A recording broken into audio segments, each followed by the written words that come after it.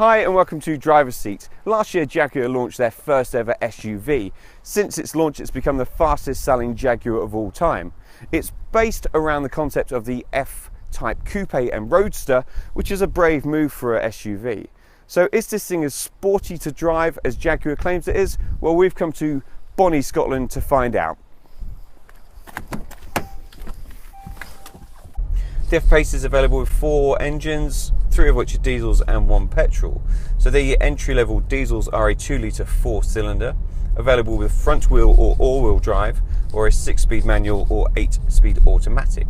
There's then a top spec V6 3-litre, which comes with the automatic and all-wheel drive as standard, as does a 3-litre turbocharged petrol engine. There's also 4 trim levels: Prestige, Portfolio, R Sport and S. This is the 2-litre version with 178 brake horsepower, the optional automatic gearbox and all-wheel drive in R Sport trim. The F-Pace is available from just over £35,000 for the entry-level model. This version's £40,360, but with some extra kit on, tips the scales at over £44,000. To tell you a little bit about this engine, it develops 178 brake horsepower and 318 pound-feet of torque. Now that's enough to get it from 0 to 60 miles per hour in 8.2 seconds. Jaguar claim this will do 53.3 miles to the gallon, over 600 miles. We're averaging about 41. That's been a lot of motorway work and then a lot of mountain driving.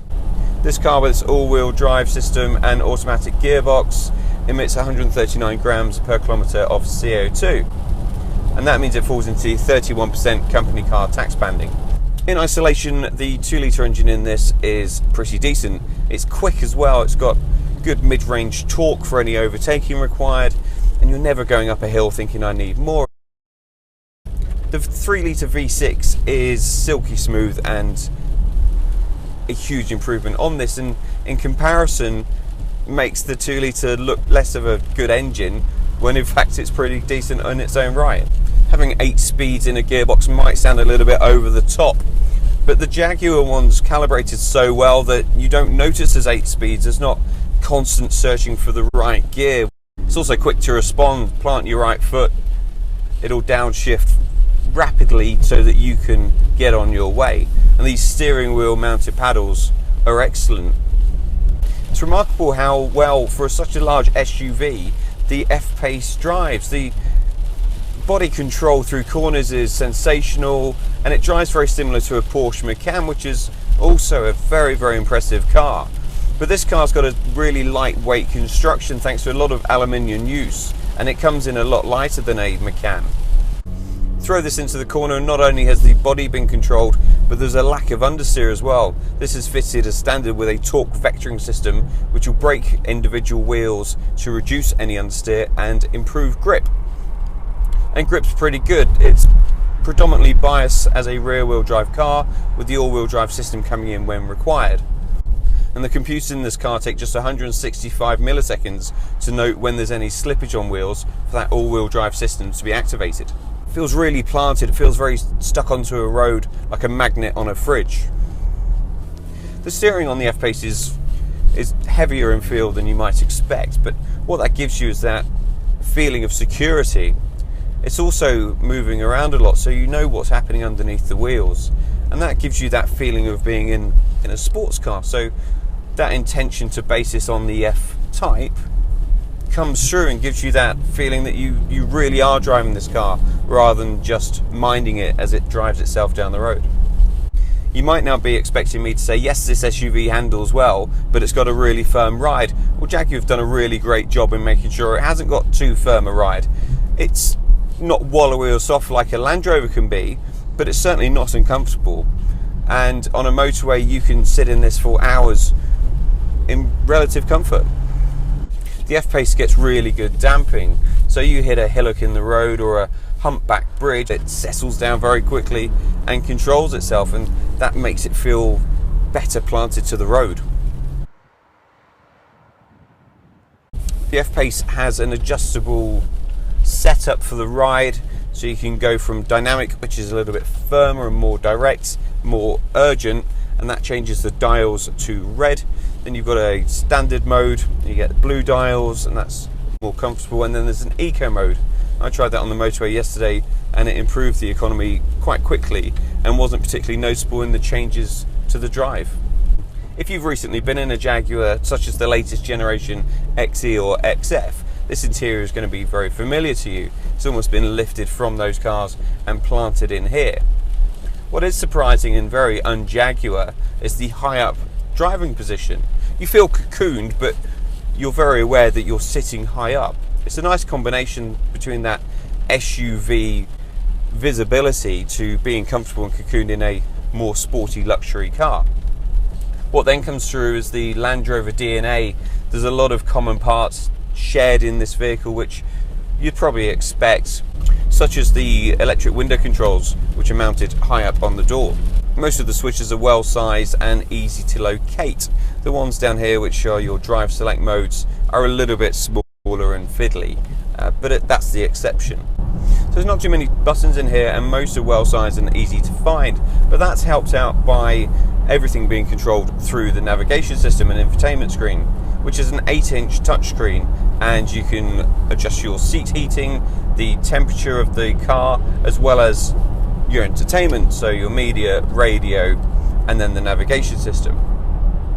The navigation screen's okay, it's not the best out there, and the 3D view doesn't give you much more than the 2D view. Around the screen itself are 4 shortcut buttons on either side to make sure it's quick enough to get to where you want to go. There's some lovely details in here, whether it's from the contrasting stitching on the leather dash or the Jaguar embossed controller for the air vents. It's a really nice, neat touch. What's also neat is the peppermint blue detailing when the lights come on at night.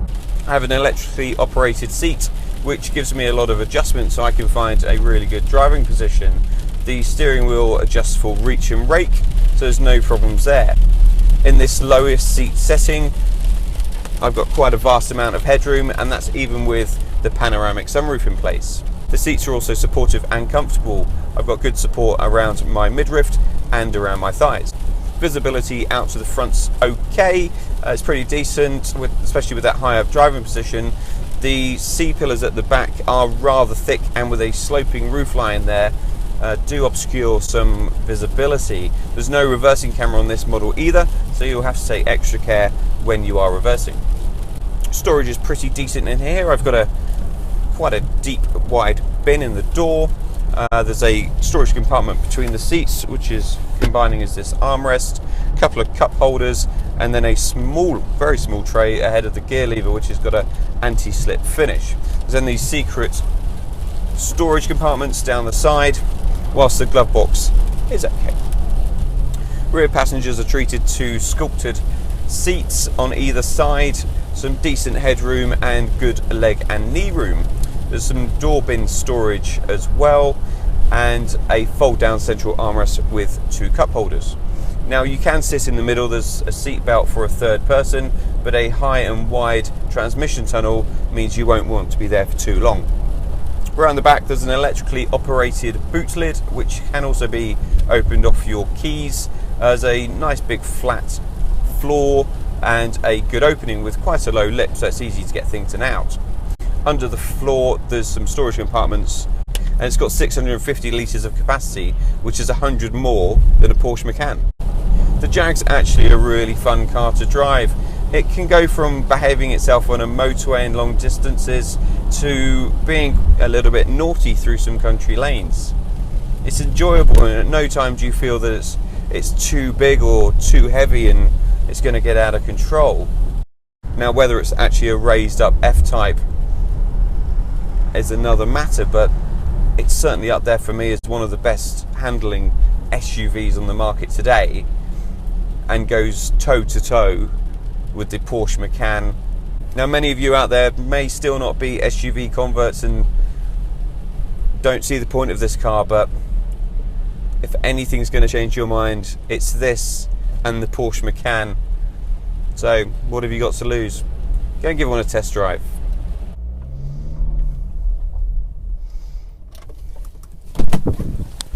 So we've gone from Scottish mountain top to coastal roads. And the F-Pace has been nothing short of spectacular all the way through. It has the benefits of being an SUV, so it's high riding, great visibility and practical, yet with none of the downsides. Thanks for watching. Remember to subscribe to the Driver Seat channel and let us know what you think about the F-Pace in the comments box below.